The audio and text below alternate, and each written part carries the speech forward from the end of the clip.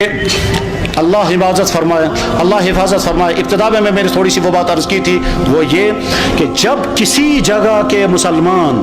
نماز پڑھ سکتے ہوں، رکاوٹ کوئی نہ ہو، پھر بھی نہ پڑھیں۔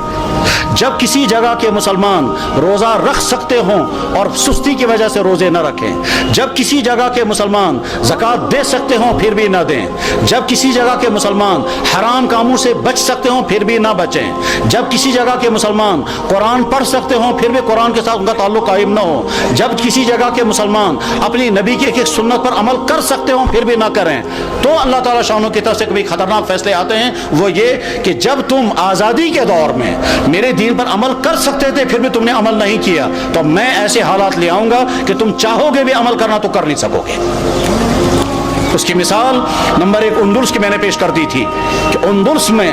800 سال تک مسلمانوں کی حکومت رہی، اور بعد میں جب خرابیاں شروع ہو گئی تو وہ حالات آ گئے کہ اگر وہ قرآن پڑھنا چاہے تو نہیں پڑھ سکتے تھے، اپنی عورتوں کی عصمتیں بچانا چاہیں تو نہیں بچا سکتے تھے، بلکہ کیا ان کے تو جان بھی باقی نہیں رہی، اور وہاں کے مسلمان یا تو مارے گئے یا عیسائی بن گئے یا وہاں سے فرار ہو گئے، اور اس طرح سے 800 سال کا مسلم ملک جو اذانوں سے آباد تھا وہ 800 سال کا مسلم ملک کفرستان بن گیا۔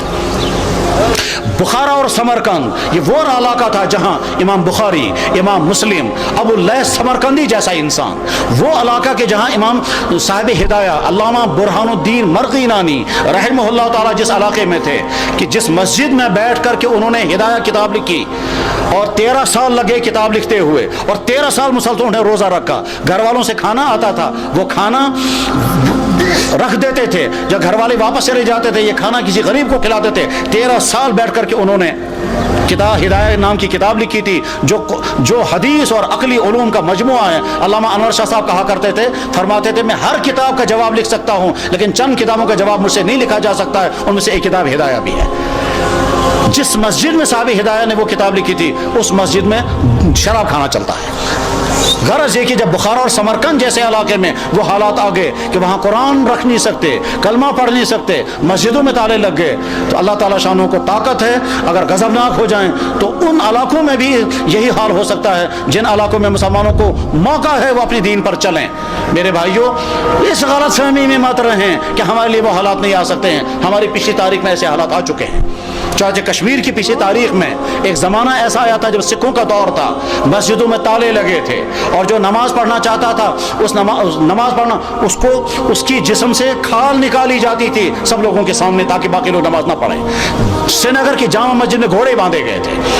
تمام مسجدیں مسمار کر دی گئی تھی، اس وقت لوگ نماز پڑھنا نہیں پڑھ سکتے تھے، یہ اذانیں بین ہو گئی تھی۔ جب کسی جگہ کے مسلمان اپنی دین کی ناقدری کرنے لگتے ہیں تو ایسے حالات آ سکتے ہیں، اور اس کی مثال اس بات کی مثال نہیں کہ مسلمانوں نے ناقدری کی، وہ تو ظلم ہے، لیکن مثال ہمارے سامنے ہے برما کے حالات، جہاں کی مسجدیں ختم، جہاں کے مدرسے ختم، جہاں کے داڑھیوں کے ایک بال کر کے نوچتے ہیں، جہاں علماء کو کھڑا کر کر کے اور سوئیاں مار مار کر کے ان کو شہید کرتے ہیں، جہاں ایک ایک مسلمان خاتون کے ساتھ 20 30 بلکہ 100 آدمی بدکاریاں کرتے ہیں اور کھلے عام کرتے ہیں، جہاں مسلمان عورتوں کو کھڑا کر کے آگ لگا کر جلا دیتے ہیں، جہاں مسلمان عورتوں کی گودوں کے اندر ان کے بچوں کو ذبح کر دیتے ہیں، اور ساری دنیا کے مسلمان دیکھ رہے ہیں مگر کوئی کچھ نہیں کر سکتا۔ جب ان مظلوم مسلمانوں کے لیے کوئی آواز نہیں اٹھا رہا ہے تو آپ بے فکر یہ مت رہیں ہمارے ساتھ اگر کبھی ایسا ہوا تو ساری دنیا کے مسلمان سرگرم ہو جائیں گے۔ آج کا مسلمان بے حس ہو چکا ہے، آج کا مسلمان دنیا کے حکمران، ان کے بیوروکریٹ، ان کے تمام ہائی کلاس طبقے وہ اپنی عیاشوں میں ڈوبے ہوئے ہیں، کسی سے کوئی امید نہیں ہے۔ اپنے دین پر جمنے کا فیصلہ کر کے اٹھیں،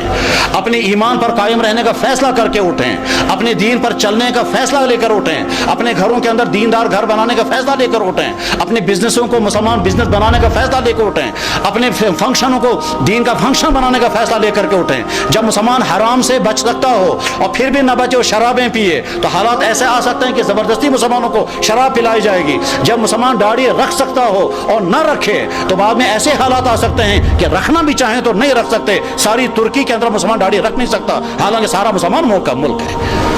ایسے حالات آ سکتے ہیں، اس لیے اپنے دین کے ساتھ وفاداری کا فیصلہ کرو، ورنہ تو ایسا ہو سکتا ہے کہ اللہ جب تم میرے دین کے ساتھ وفاداری نہیں کرو گے تو میں تم پر ایسے حالات لا سکتا ہوں کہ تم چاہو گے بھی میرے دین پر عمل کرنا تو کر نہیں سکو گے۔ اللہ جل شانہ اس برے انجام سے ہم سب کی حفاظت فرمائے، ہمارے ان اکابرین کی حفاظت ہو، مدارس کی، مساجد کی، دین کے و دینی اداروں کی، دین کے کام کرنے والوں کی اور دین پہ جننے والوں کی مدد فرمائے۔ وآخر دعوانا ان الحمد للہ رب العالمین برحمتک یا ارحم الراحمین۔